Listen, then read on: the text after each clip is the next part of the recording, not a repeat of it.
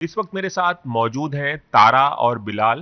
तारा versus Bilal नाम की film release होने जा रही है जल्द ही, और इसके एक्टर्स जो है हर्षवर्धन राणे और सोनिया राठी दोनों मौजूद हैं। बहुत बहुत स्वागत है एबीपी न्यूज में। Thank you sir, thank you so much. Harshvardhan, ये एक रोमांटिक फिल्म है, एक लव स्टोरी है, लेकिन ये एक अलग स्पेस में एक कह सकते हैं कि एक अलग जॉनर की लव स्टोरी है। काफी नोक झोंक है, काफी फैमिलीज इन्वॉल्व हैं इसमें, और काफी एक कॉन्फ्लिक्ट सा नजर आ रहा है। क्या कुछ बताना चाहेंगे अपने किरदार के बारे में? एज अ बिलाल, आप क्या करते दिखेंगे हमें? सर मुझे ये फील हो रहा है कि हम दोनों का शायद थॉट प्रोसेस में थोड़ी बहुत सिमिलैरिटी ये हो सकती है कि आजकल जो चल रहा है कि बहुत क्राइम ओरिएंटेड चीज़ें आ रही हैं, खून खराबा, मार धाड़। तो उसके बीच में I was personally very excited कि एक हंसी मजाक की और लव स्टोरी आप देख सकते हैं। दो चीज़ें जो आपको लाइट हार्टेड फील कराएं, जो बीपी ना बढ़ाएं आपका, बेसिकली रिलैक्सिंग कुछ आपको फील होना चाहिए जब आप चल के जा रहे हैं थिएटर में से। That is something which I was really missing. मुझे लग रहा था कि ऐसा कुछ मिलेगा, क्योंकि ज़्यादातर मुझे वो पता नहीं क्यों बट ऐसे रोल्स आते हैं जो बहुत ही सीरियस और सॉम्बर होते हैं, तो बदले की आग वाले। लेकिन इसमें मुझे एक आपको स्माइल आएगी आपके चेहरे पे, ऐसा कुछ करने का मौका मिला है। वो देखते हैं आती है कि नहीं। मैं फिल्म को इसलिए अलग बता रहा था क्योंकि इसमें हम ट्रेलर में देख सकते हैं कि आपके घर वालों को पता चलता है कि लड़की मैरिड है और मैरिड लड़की से आपको इश्क हुआ है। इस तरह का स्पेस जो है फिल्मों में कम एक्सप्लोर किया जाता है, इसलिए मैं कुछ एक्सपेक्ट कर रहा था कि कुछ अलग होगी। बिल्कुल, ये हमारे जो अब जॉन अब्राहम सर के ऑफिस से अगर कोई स्क्रिप्ट अप्रूव होती है तो उसमें कुछ अलग तो होता ही है। अब आप देख सकते हैं कि विकी डोनर जैसी फिल्म, जो उस समय किसी ने सोचा भी नहीं होगा, वो अहेड ऑफ टाइम भी थी और उस समय इतनी पसंद भी करी गई थी। लेकिन वो जब क्रिएटर्स ऐसे हों जॉन अब्राहम सर की तरह, तो आपको ये रेस्ट अश्योर्ड है कि कुछ अच्छी ही चीज़ उनके यहाँ से आई होगी और अलग आई होगी, जैसा कि आप बोल रहे हैं। ऊपर से हमारे लिए सोने पे सुहागा ये था कि टी सीरीज़ इसको भी वो भी प्रोड्यूस कर रहे हैं, तो एक भूषण सर की जो सेंस है म्यूज़िक की, वो हम लोगों के लिए बहुत बहुत बड़ा आशीर्वाद है कि मतलब एक म्यूज़िक का ठप्पा एक मिल जाता है तो उनकी तरफ से। So we are really happy. सुनिए, अब आपकी पहली हिंदी फिल्म है, और आपने हमने सुना है कि आपने प्रोडक्शन डिजाइन किया है, और आप बता रही थी कुछ देर पहले मुझे अलग से कि हॉलीवुड की फिल्मों में प्रोडक्शन डिजाइन किया है। How did you land up in Bollywood, और कैसे आपने यहाँ पर एंट्री की, कैसे आप हीरोइन बनी, कुछ बताना चाहेंगे? एक्चुअली हाँ, मैं कैलिफोर्निया से हूँ, वहाँ पर पली बड़ी हूँ। पर मुझे बचपन से पता था कि मुझे बॉलीवुड एक्ट्रेस ही बनना है। मेरी कज़िन प्रीति शेरावत एक्चुअली प्रोडक्शन डिज़ाइनर है अभी हॉलीवुड में, तो मैं उसकी मदद करती थी, इसलिए मेरा प्रोडक्शन डिज़ाइनर नाम डाल दिया, लेकिन मैं हूँ नहीं शायद एडी का काम ही करती थी।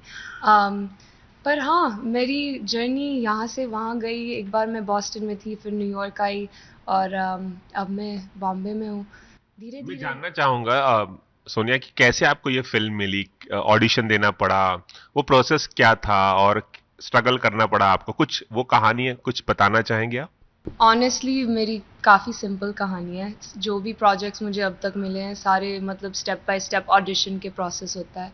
पहले से सेल्फ टेप भेजो, फिर सेकंड राउंड ऑडिशंस होते हैं, फिर धीरे धीरे हो जाता है तो सिलेक्शन। कोई इंटरेस्टिंग किस्सा नहीं है सुनाने के लिए आपके पास, कि कोई स्ट्रगल स्टोरी नहीं है, कोई ऑडिशन का कोई एक अजीबोगरीब किस्सा नहीं है, कुछ कुछ आई इंटरेस्टिंग? मीन ऑडिशंस तो कभी काफ़ी ना कभी कभी अजीब होते हैं, कभी कभी अच्छे भी होते हैं। एक आध ऑनेस्टली कोई अजीब वाला कोई बताइए, अजीब वाला किस्सा सुनाना चाहेंगे आप? अजीब जो फनी हो आपके लिए या कोई आपको। फनी वनी कुछ नहीं था।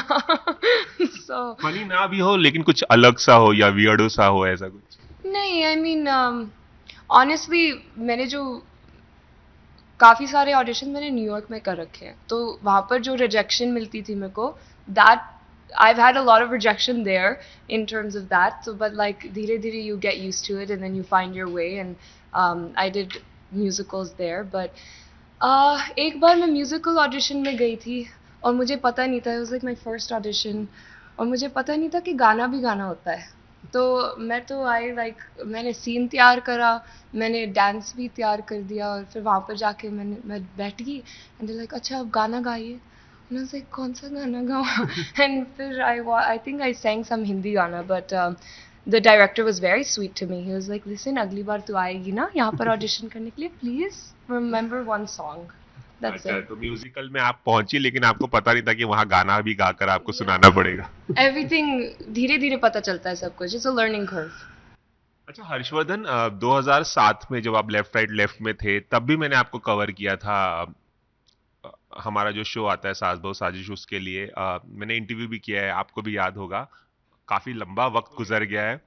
आप कुछ सुनाना चाहेंगे जब आप टीवी इंडस्ट्री में और फिल्म इंडस्ट्री में स्ट्रगल कर रहे थे और अपने पैर जमाने की कोशिश कर रहे थे, किस तरह का स्ट्रगल आपको करना पड़ा?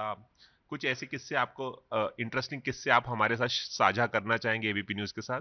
सर ज़रूर, मतलब स्ट्रगल तो मैं कहूँगा कि अभी भी चल ही रहा है, और मुझे ये स्ट्रगल वर्ड से थोड़ी इशू है, क्योंकि मेरे लिए all these experiences are what, यही वो एक्सपीरियंस है जिसकी वजह से मैं आज ऐसा हूँ। अब वो मुझे बहुत हेल्प करती हैं ये एक्सपीरियंसेस। जैसे 2004 का मैं एक छोटा सा किस्सा आपको सुनाऊंगा। जब मैं बहुत सारे ऑड जॉब्स कर रहा था घर से, मतलब भागा था मैं 2001 में। घर 2000 से भागे थे आप 2002 एक्टर बनने के जी लिए? हाँ, तो मैं ग्वालियर से दिल्ली भागा, और वहाँ पे मैंने जाते ही एक छोटा सा हॉस्टल था, उसमें छोटा सा मेस था। तो उस मेस के किचन के जो लड़के लोग थे, उनके साथ मुझे जगह मिल गई वहाँ पे रहने के लिए और सोने के लिए, तो वहाँ मैं रहने लगा। और सुबह उठ के सबसे पहला काम, जैसे ये रेस्टोरेंट है, तो जो भी रेस्टोरेंट का काम होता है वो सारा मुझे दिया गया खाने के बदले में, कोई सैलरी नहीं थी मेरी। अब उसको हम फैंसी वर्ड में वेटर बोल सकते हैं, लेकिन वो वेटर तो बिल्कुल नहीं था। वेटर बहुत डिग्निफाइड हो गया, लेकिन मेरा काम काफ़ी उससे नीचे था।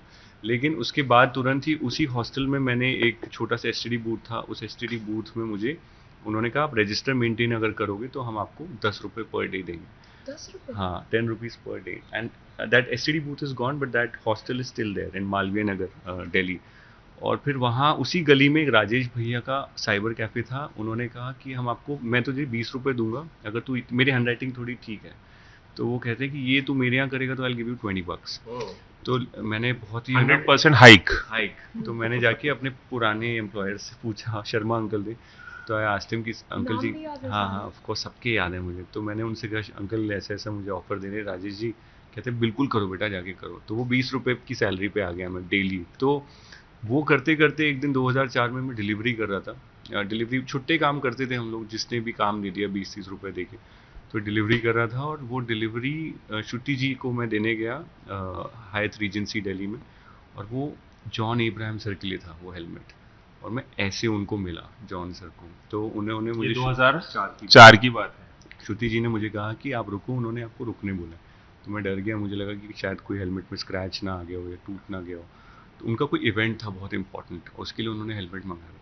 तो मैं दुकान से उन तक डिलीवर, इतना ही काम था ये मेरा। बॉम्बे की बात है? ये दिल्ली की बात ये है। भी दिल्ली की बात और वहाँ पे जॉन सर आए और लॉबी में उन्होंने मुझे वेट कराया, तो मैं तो डरा हुआ था। तो वो आए, उन्होंने मुझे थैंक यू बोलने के लिए रुकाया था।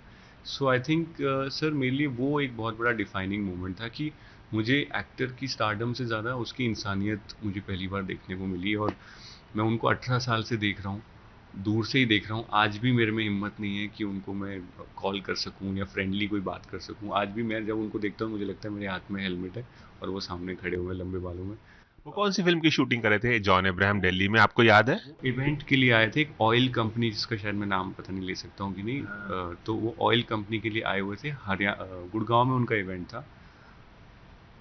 डीएलएफ फेज़ 2 या ऐसे गोल्फ कोर्स के पास उनका इंटरव्यू था। उन्होंने पूछा कहाँ रहते हो, तो मैंने कहा सर आया नगर में। तो कहते वो तो पास में ही है, तो तुम आ जाओ अगर तुम्हें आके देखना है तो। उन्होंने देखा मैं बहुत ऑकवर्ड हो रहा था, मुंह पे अच्छा, पिंपल्स शूटिंग थे। देखने आप गए थे? हाँ, शूटिंग नहीं, इवेंट था। इवेंट के मैं लिए गए वहाँ पे गया, उन्होंने मुझे पता नहीं उनको लगा कि बहुत ही ऑकवर्ड हो रहा है, तो उन्होंने और अच्छा फील कराने के लिए और बातें करी मुझसे और मुझे ओके फील कराया, और उन्होंने फ़ोन नंबर भी एक्सचेंज किया।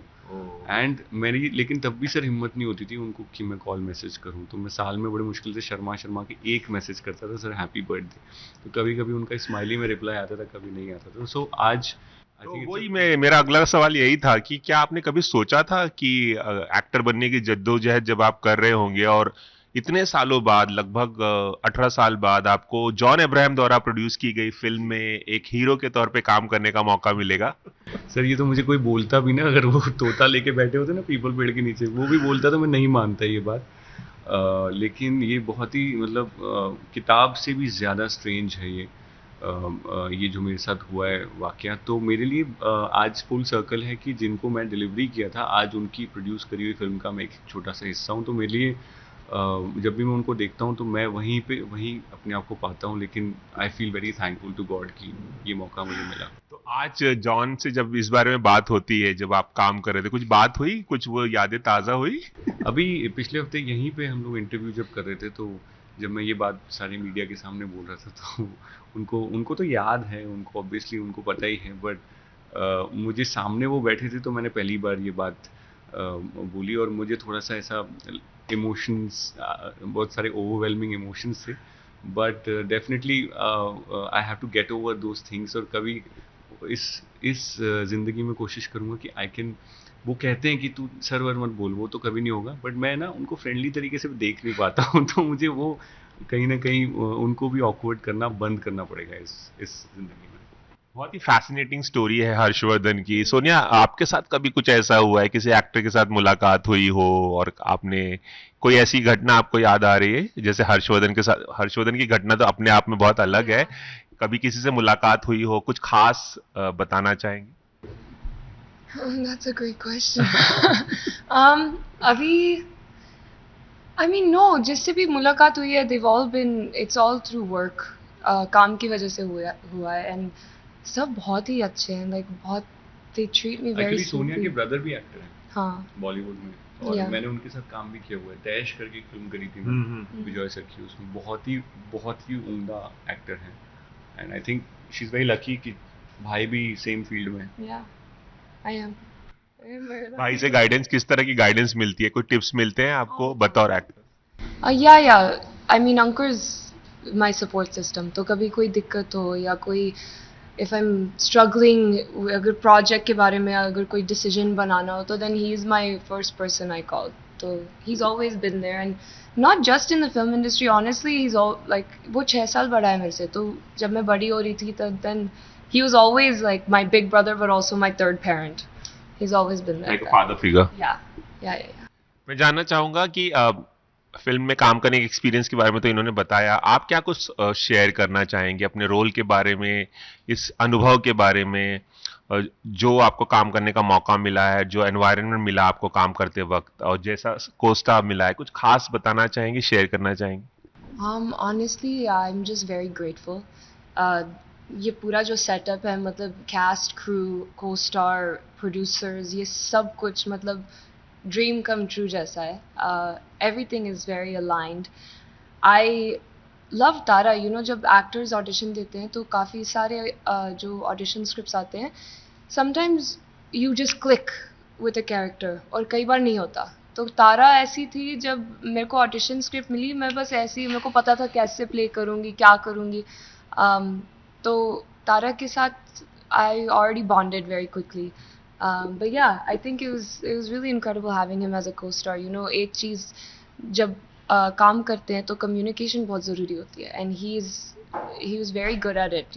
सीन से पहले, हर सीन से पहले हम बैठते थे, पूछता था कि how do you see this scene, and then हम बस collaborate बहुत ज़्यादा करते थे. I think that's what was amazing about this film in particular, was कि director, हम सब like सीन के बारे में सब सोचते थे, and we all had an input and we all could create.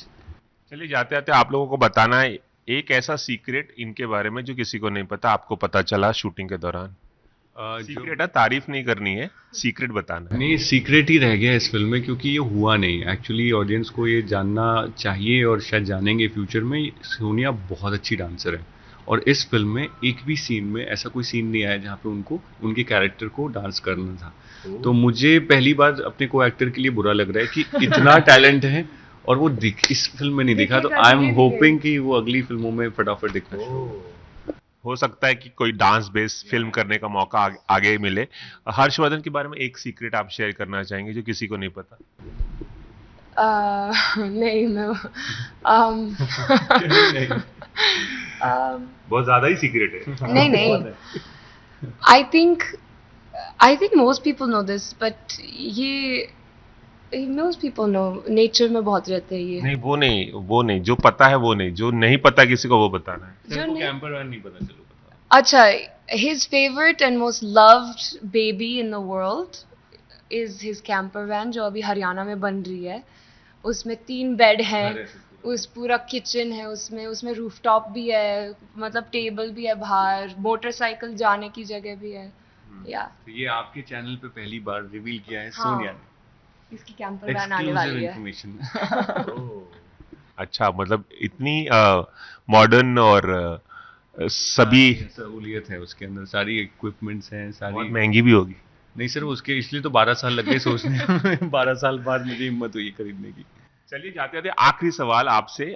Diwali का मौका है, सब दिवाली मनाते हैं, आप किस तरह से मनाते हैं और क्या कुछ करते हैं दिवाली के मौके पर? सर ऑनेस्टली शुरुआती सालों में ज़्यादा मौका नहीं मिला. मैं आपसे मतलब ऐसे नहीं बोल दूंगा, लेकिन अब वो ऐसा मुझे भगवान ने मौका दिया है कि ये सारे फेस्टिवल्स को थोड़ा मैं एंजॉय करना शुरू कर रहा हूँ. जैसे किसी की दिवाली की फंक्शंस में थोड़ा बहुत मैं घुस जाता हूँ. अगर आपके यहाँ भी अगर आज कुछ हो रहा है तो मैं आने को रेडी हूँ. और मैं दूसरों के घर के थ्रू, उनकी फैमिलीज़ के through I like to enjoy the festivals little more than before. हमारे दर्शकों को कैसे विश करना चाहेंगे दिवाली? मैं सारे दर्शकों से इस दिवाली पर यही कहूँगा कि आप 150 रुपये के पटाखे कम फोड़िएगा और हमारी टिकट खरीद के प्लीज़ देख लीजिए तारा वर्सेस बिलाल 28 तारीख को. मतलब 150 रुपए की कम पटाखे फोड़ के बाकी पटाखे फोड़ना है, मतलब आप एनकरेज कर रहे हैं कि फायर क्रैकर्स फोड़ सकते हैं? सर मैं तो ये कहूँगा कि सेलिब्रेशन जो होता है वो हमारे कल्चर का हिस्सा है. सेलिब्रेशन में कमी नहीं होनी चाहिए, लेकिन हैविंग सेड दैट एनवायरनमेंट और एनिमल्स का जितना हम ध्यान रख सकते हैं हम रखें. लेकिन क्योंकि हमारे पुराणों में और हमारे ग्रंथों में celebration has been a part, so वो डेफिनेटली उसको एक वैल्यू देना ज़रूरी है. Controlled बट manner में. हाँ, एक बैलेंस बन जाए तो बहुत अच्छा है. आप कैसे विश करना चाहेंगे हमारे दर्शकों को दिवाली की? मैं बस ये करना चाहूँगी कि happy happy happy Diwali. Please अपने परिवार के साथ सेलिब्रेट करिए, बहुत सारी मिठाइयाँ खाइए क्योंकि मैं खाऊंगी, और प्लीज़ हमारी मूवी देखने जाइए. चलिए, बहुत बहुत शुक्रिया एबीपी न्यूज़ से बात करने के लिए, और कामयाबी मिले जो आप लोग एक्सपेक्ट कर रहे हैं इस फिल्म से, लोग देखने जाएं और आप लोगों के काम की तारीफ भी हो, यही हम शुभकामनाएं कर सकते हैं. बहुत बहुत शुक्रिया. Thank you sir, thank you so much. Thank you. Cameraman Ravi Panchal के साथ रवि जैन, एबीपी न्यूज़, मुंबई.